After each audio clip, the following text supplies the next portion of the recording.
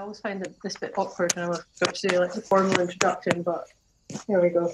Hello and welcome to this chat. My name's Laura Swinton. I'm the editor-in-chief of Little Black Book, and joining me is Tosh Hall, Global CCO of Jones Knowles Ritchie and head of the branding jury at this year's D&AD. We're going to have a chat about judging in unusual circumstances, the work that impressed, and themes that have emerged throughout the conversation. Nice to meet you, and thanks for having me on the chat. So starting off with a category like branding, which takes in such a broad spectrum of media and assets and different kinds of projects, what is it that you were looking for in the work itself? Well, it's interesting. It's hard to talk about this year's work out of the context of the situation in which we exist. In some ways, we're looking at the work from 2019, but we're also going into a new decade, and a lot of things have changed in the first 6 months of this year. So a lot of the things we talked about as a jury is what work do we want to represent this year at D&AD? What does it say about the state of branding? How to represent work that will inspire people across the world and get them excited about being part of this profession or drive them to do better work or inspire them for what's possible. So we wanted to do things that bridge the gap between great branding work that takes a brand and refreshes it in a way that's better for that brand or whatever idea they're trying to convey, all the way to work that can inspire big brands to make positive change in the world, all the way to actually doing things that change the world and change people's perception or influence culture in a way that is bigger than perhaps branding has been in the past. So we wanted work that represented the best of our profession and also inspired those to create the next work for the next decade. That's interesting. I think this past few months has really changed the conversation around work that does good. I think it's something as an industry we talked about a lot, but the past few months we've seen the rubber hit the road and the brands that have a purpose really come to the fore. You know, it's nobody can hide behind just words anymore. I think purpose has been part of our vernacular. I think for the past few years, we've been talking about it a lot, and it kind of ranges on what you work with and the clients you work on. Some clients don't know what their purpose is and need help defining it. Others have a very distinct idea of what it is. A lot of the work that we wanted to recognize and look at considers how brands can evolve and how they can be better and what they should do. And so I think using our influence as branders to help the companies, the brands, and the clients we work with do better in the world is part of the zeitgeist now, and it's definitely something that everyone should consider when looking at work and when doing the work back at their studios and their home offices and in their home countries. Just taking the entries that you've seen generally this year, what would you say was the overall quality of the work? I think it's difficult this year to look at the work because we were remote. So we took extra steps to make sure that we went over, back and forth, double check, spent individual time, reviewed the work holistically, because I've had the good fortune of judging at D&AD in the past when we were able to do it at the Truman Brewery in person. And what's lovely about that is the group of the judges spend days together and are able to walk around the Truman Brewery and look at all the work and get the context of the entire year. Judging online and judging remotely was more difficult because you look at pieces individually. So we wanted to make sure that we were able to see the whole, mostly category by category, and then the whole branding jury as one big piece. So some of the judges went into interesting kind of pieces of software that would build mood boards, and we would look at thumbnails and we would see everything and try to replicate being in person and seeing everything on big boards in a big room. So it was kind of an innovative year to try to look at the broader scope of the work. What's interesting this year, I think, is we had different categories emerge. So this year was the first year for sonic branding, I think the first year for tone of voice, the first year for naming. So kind of new and different kinds of practice in the branding profession came out. And so we talked a lot about those. This year was not as strong for brand refreshes or new brands, but was very strong. And there was a lot of great work in categories like campaign branding, moving image, channel branding. So there was things that you would expect to be strong, branding, brand refreshes, and logos, which were good, but did not really break new ground. And then there was ground broken in new places like sonic branding and campaign branding. So it was interesting and different. And we tried our best to see it all and go back and forth and make sure we judged everything as if we were in person, even though we were doing it in Zoom. And how did you find judging the sonic branding category?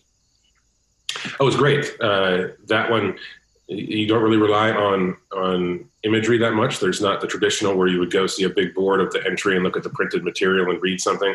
There are supporting materials to most entries, but what I urged the jury to do is just to listen to the sonic branding and see what it is and how does it sound. And I think it's a category, perhaps that and verbal branding and naming that has not gotten as many entries. And hopefully, because we're adding these to the branding category, we'll have more and more and more as years progress.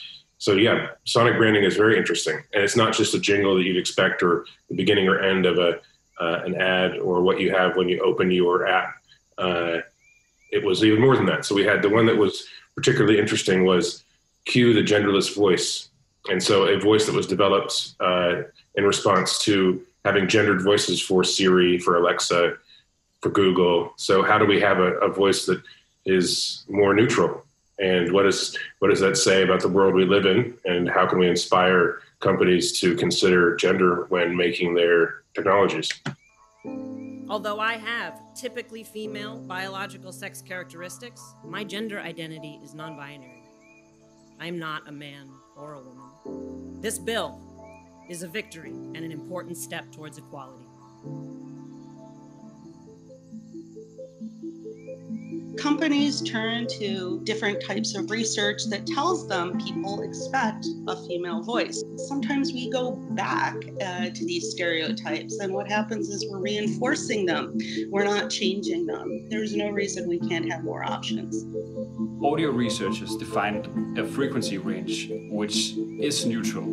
We recorded several voices, worked on the pitch, we worked on the formant filter, and we worked on the tone of the voice. We tested several different voices on thousands of people to create a gender-neutral voice.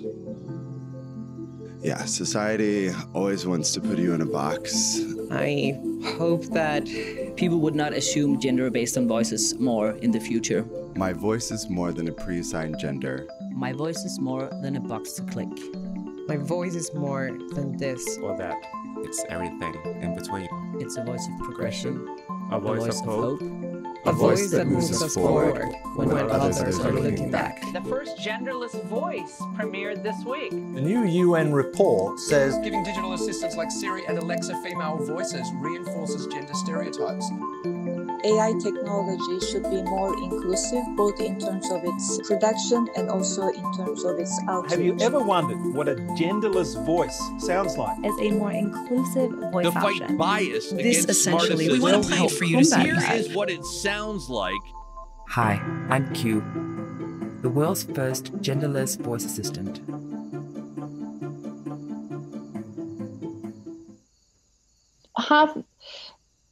Looking at the work, I mean, were there any sort of strong themes that emerged across all of the different categories?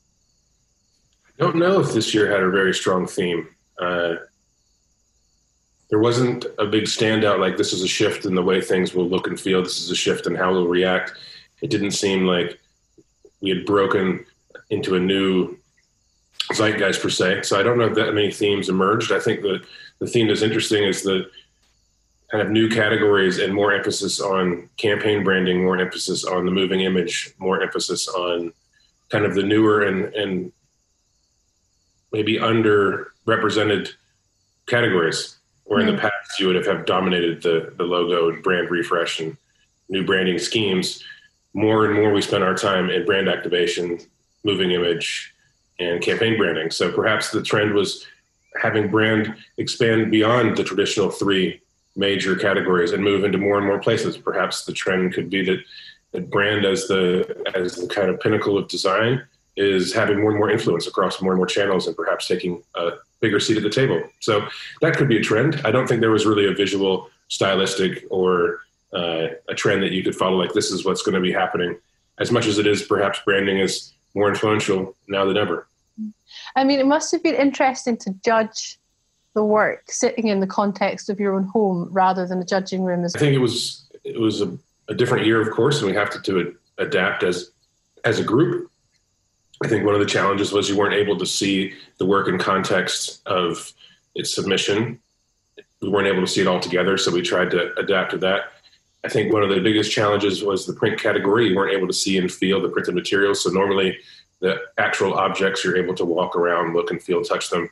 I think we tried extra hard to make sure we had discussion, because when you're on the big Zoom screen, you have like this, grid of people, and it's different than being in person and sitting in a room together. So trying to facilitate conversation in the best way. And also, we didn't get to go to the pub, which was a bummer, because you work all day and you do your hard work, and then you go have dinner or you go to the pub together and create a connection, which is nice. This way, we're going to have a reunion in London in 2021, because we had people who were, in my case, up at 7 a.m, and our jury in Australia, it was 9 o'clock at night, and then we had the Brits who were somewhere in the middle, and then people across Europe. So we could never agree on what beverage to celebrate the end of our jury with.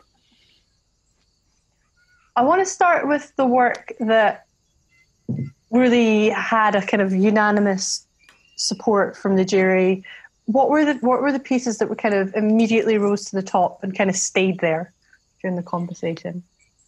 What's interesting is maybe it's the way that being critical goes, or the way that judging is we spent more time discussing the work that was not unanimous, and more time going over the work that we thought was on the borderline, and discussing and making sure that everything was correct, and judging against what is the idea? Do we love the idea? Is the idea relevant to its context? Is it crafted beautifully? So we spent a lot of time picking through and kind of judging against the shortlist, the wood, the graphite, and the yellow. In some ways, we didn't talk that much about the stuff that was unanimous, and it kind of always just made it through easily. And at the end, we had done such a good job in making our shortlist and doing the wood and graphite pencils that it became very easy to see what rose to the top. And some of those were just unanimously approved and loved by the jury. One of them we thought was very good was the Channel 4 complaints welcome branding. We thought that was excellent. I think that was in several categories, and we really thought it was excellent in multi-channel television branding.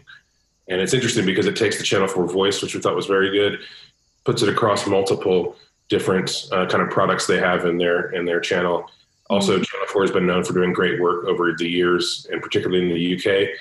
And the D&AD, I think, recognizes channel branding in a way that maybe other organizations don't. So it's a very high bar to be recognized at D&AD. And it felt very culturally relevant in a kind of world where there's bullying and there's trolling, and to do it in a way that was beautiful, that had an idea at it, that had the voice of Channel 4. And also, it just made us smile. And so we watched it over and over, and it's hilarious. And so we loved that one. And there wasn't much to say about it except for just brilliant. And it was just like a tick mark. I'm not homophobic, but do we have to have gay kissing at dinner time? Tell Prue not to talk with her mouth full. So uncouth.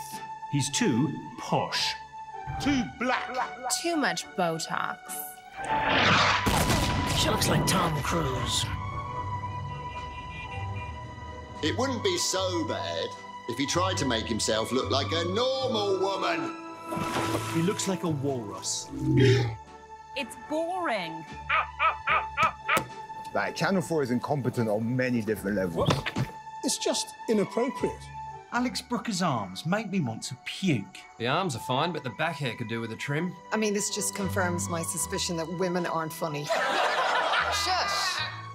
Her outfit is totally inappropriate. Whatever. You know nothing, Jon Snow. They're not real athletes. No. The man's got sausage fingers. Those gears need subtitles. Hardly. Me?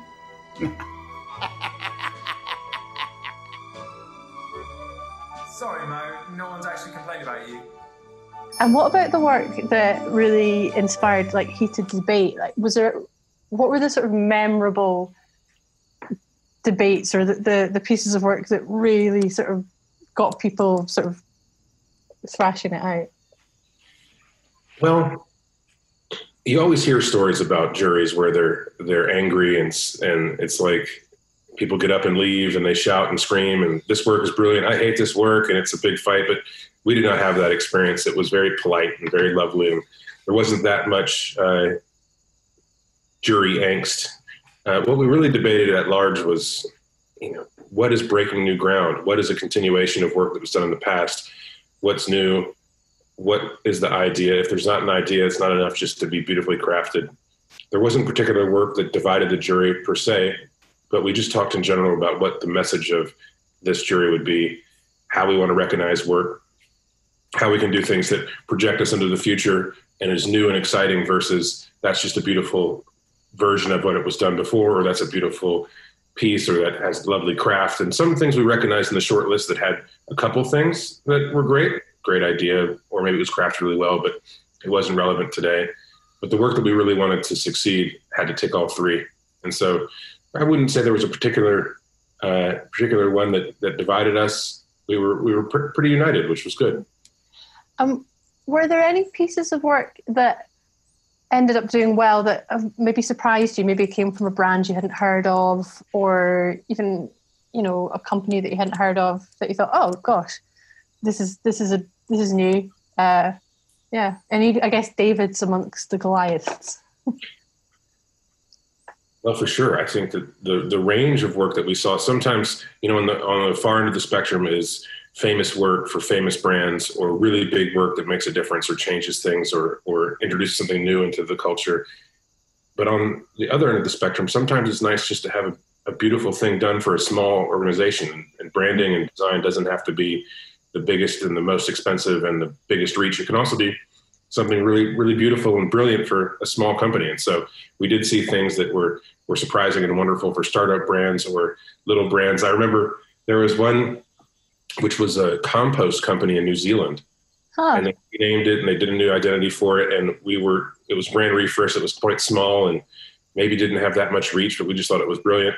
And we had to look to see what the previous identity was. And the previous identity is what you'd imagine a composting, recycling company in New Zealand would look like. And the new one was just brilliant. And so we thought it's also good to recognize small and interesting things that are happening, because you can imagine the brief of a small organization coming to a small design firm and the design firm doing incredible work. It had this little worm. It was about feeding the worms and had beautiful worm-like type. It was just really well executed. And that might not change the world, but it's a brilliant and beautiful piece of work that is relevant to its context, and it's had a great idea and it was executed brilliantly. So some stuff surprised us, and we had to make sure that we represented a kind of the category at large needed to have not just everything in one area and different regions, different cultures, different kinds of work, imagining different briefs. So not everything needs to change the world. It's good that we attempt to, but some stuff just has to be really professional and great and put a smile on your face. I was just wondering, were there any markets that were particularly strong this year? Well, we see, a lot of things from the US, a lot of things from the UK, things from Europe. There's always a very beautiful grouping from Asia. Japan always does a very good job. We saw beautiful work from Japan. We saw some interesting work from Singapore and Southeast Asia. Saw some from China. So I think that the emerging pieces of work from not the traditional areas were very interesting. We saw some work from Poland that was very good. I think some of the standouts were, there was a beautiful piece of ceramic branding. It was a ceramic company, and the character for each of the company's names was represented by the character and a silhouette of the ceramics that they make. It was just very beautiful. That we liked a lot.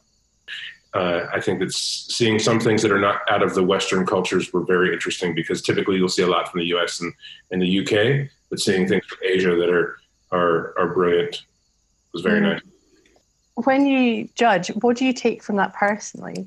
And how do you share those insights and lessons with the rest of your team back at the office? Typically, we bring people to D&AD. So we bring people from the US, we bring people from the UK, and we bring people from our Asian office, and we go and do the festival. So typically it's very easy to take lessons and learnings away because we come en masse to the festival to go to the talks, to see the work, to walk around. And then oftentimes you'll come back and present what you saw to the agency at large and say, this is what's happening. This is what we did at D&AD. This year we can't do that. So I think it will be interesting how we share what we've learned and what we've seen in a year that's not normal. I think a lot of the things will be consumed online, and people will be able to see the talks and see the interviews and see the work, and maybe be a more individual thing. One of the topics we've been talking about as an agency is, in the context of the world we live in now, what am I doing? How is my work affecting the world? And people are doing a lot of soul searching. And so what I want us to be able to do is to reflect back that the state of branding and the state of creativity in the world is a positive thing, and that we should be optimistic about using our powers for good, and our ability to influence brands to do the right thing or to change their perspective of their audiences or to move us in a new direction. Is hopefully we can use this year's work at D&AD to inspire people, and they can take it individually at their level or their agencies and think about how they want to affect change in whether it's a small brand or a big brand, or in their office or their country, or huge branding projects where you can really affect change and have a purpose for the companies you work for. And I think more and more that'll be what drives people to not just do things that are pretty, but do things that are making positive change for brands and for the world. What advice would you give to young creatives, designers looking to get into an industry which is going to be changing a lot in a rapidly changing world in this context? I think that's a good question. This particular time is probably a scary time to be a student and to be going into the workforce and perhaps leaving school. And this has happened, in my career 2 or 3 times. I think it's okay. We've had a lot of talk about this. I think it's okay for students to feel uncomfortable and to be concerned and have a moment where they're, oh my God, this is a crazy time, and then try to focus their attention and energy onto their own creativity. So my suggestion would be to continue to do what makes them feel great, continue to do work that is self-initiated, that is their own passion. I think we can look at this maybe a little bit more optimistically, that now you maybe don't have to be in a city center. You don't have to be at an agency in the middle of London or the middle of New York to be discovered. You can create your own work and share it. I think more and more people will be seeking out creative people, designers, writers, filmmakers in other parts of the world that are doing fun and interesting things. So if I was a student right now, or what I would say to students is to create the work that you love and to publish it, and that the world will open up again, and people will need great work, and people will need great ideas, and that you will be able to flourish. We had on our jury, one of the Yarza twins, and she talked about leaving school in 2008 and how difficult it was. She couldn't find a place to drop her portfolio off at, couldn't find a job, no one was hiring. And so she focused with her sister on doing work they loved and did self-initiated projects, and now have their own studio that does the work that they love. That was her suggestion. I had the same experience joining the workforce in New York in September of 2001, and that was a difficult time as well. Wow. And so every generation has an event where entering the workforce is difficult, and my suggestion is that design is a great profession, and persevere and do the work that you love, and you'll find your way. The tools to create are more democratized than ever. Communication is more available to everyone. The ability to make things and share things, at the speed of light is like it's never been. And so back in the day when I started, you had to print a portfolio and drop it off in person. Those days are over. So you can just post things to Instagram and be your own media engine. So it makes people think about just doing the work, and the access is much more open than it has ever been. So I think that's a positive thing, and we'll have more and more great designers and writers and creatives and motion graphics people, and the world will hopefully have a renaissance. And I think good things. I think as an industry, we're very lucky. We're lucky that we're able to continue our professions remotely. We're lucky that we're able to still have jobs and still work with clients, and that we can basically do what we do in a new way, and that we're able to adapt. So first thing is it's just a very good position to be in. And it's also good to take a moment and reevaluate what, like you said, what is actually necessary for creativity and making differences in our clients' businesses. What is maybe unnecessary, and we can reinvest those investments into things that are more important. Do we need giant offices anymore? Do we need multiple small offices? Should we invest more in technology and invest more in people and training than we would do in real estate? Who knows? So yeah, evaluating the way that we operate is good, and I think it's nice to take stock. But it's also great that we're able to continue to operate. If we were in a profession where you had to be in a place or in an office and couldn't work remotely, I think it'd be much more difficult. Things that need to kind of grow and change and evolve, and in some ways design is best suited for that, because design is a problem-solving tool where we can use our brains to solve issues of brands and design and culture and communications. And so hopefully we can solve it with some of our friends in architecture and industrial design and space and environments. And so this could be a renaissance for all designers to kind of figure out the new modern way of working. If you think about it, we haven't changed really the office environment since the 50s. So maybe now it's time to change it. And I've always thought that it doesn't matter where you are, as long as you come up with a great creative idea and are able to share it, then that's great. If you can do that, in your sweatpants at home, that's fine. In terms of what this situation, the COVID-19 situation, means for brands and business, it must be presenting so many new business challenges as well for you to creatively get your teeth into and get your head around.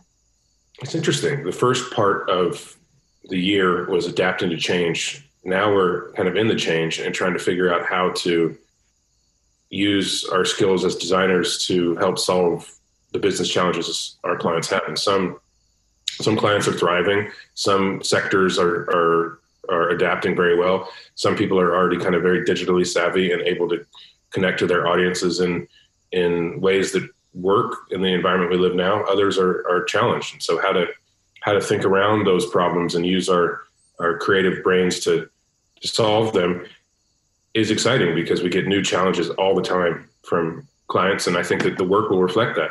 So if you look at it if you take away the human and cultural and economic and all of the bad challenges of this kind of pandemic, you can look at it as an opportunity to create new things and advance the cause of the work that we do and the brands we work for and culture at large. And a lot of things we were thinking about is I think the last giant pandemic was in 1917. And following that, there was a huge renaissance in technology, in culture, in the political systems. Everything advanced as a group of humans. And so if we look at this crisis as the same opportunity for us to advance culturally, creatively, politically, and advance the cause of people at large, then it's a great challenge and it's a great time to be working. And I think that's an awesome opportunity for all the people in our world. And it's a really interesting time to be talking about judging at an award show. I know going forward, a lot of agencies have been looking at should they be entering award shows, etc. Why is it so important? Why is D&AD still really important in these very challenging times? Well, D&AD has always been the kind of pinnacle. It's the best work from the best agencies, designers, brands in the world. For the design industry, it's always been the pinnacle. So if you can perform and get your work recognized at D&AD, then you've made it. And I think that is also, it's a kind of exemplar for what's happening in the industry. And you can see over time how the world is changing through what is being recognized, talked about, communicated at D&AD. So I think it's bigger than just an award show. It's bigger than just being recognized. It's partially bringing along the students of tomorrow, educating people, showing them the way, and then recognizing the brilliant work that they've created as a way to kind of steer the practice of design and advertising as a collective. So I think it's very good that we have a way to get together, even if it was remote this year. Ideally, we'll get together in person in the future and have a time to talk about what's happening in our industry and to communicate as a collective of what we can do better, where we can go, how we can evolve what we do about talent, and how we can help our brands be the best they can be. And so, yeah, it's a very important thing to have. Otherwise, we won't have a time to all get together and take stock, figure out where we can go. And sort of bring it back to the judging. So as I understand it, you've not picked the black pencils quite yet, but I was just wondering if we could talk a little bit about the work that's in contention. Any projects that are up there and vying for the top spot, just so I guess after the video comes out we can talk a bit about the work that's done particularly well. It's hard to say what's going to win the black pencil. We had a few yellows, and I'm sure there are many other yellows across many other juries, and so it will be very interesting. I'm excited to do the black pencil judging to see what work is really breakthrough and outstanding in this year's jury. So we have a couple things that are up for it, and I think looking at the black pencils as a high watermark of what work can do and what the best of the best there is out there will make a statement for how we want 2020 to be remembered. So I don't want to give anything away yet, but I'm excited that the black pencils, I think this year will be very good. And so going forward, what would you like to see next year in a branding category? Do you think there should be a sort of subcategory specifically devoted to specific COVID work, or do you think that's just going to be infused into everything that we see? I don't know if we need a COVID category. That would, I think everything is going to be related. And so what I want to see next year in branding is a renaissance. I want to see this as an opportunity for people to use their creativity and work with the brands and agencies that they're in to create new, bolder, and more interesting things. I want to see the ability for people across the world to collaborate that would not normally work together, because we're actually all in the same office now. We all exist in this virtual space. And so maybe there's going to be new and interesting things that happen, and it will be a before and after. Before was traditional, and after is the ability for us to do new and interesting things.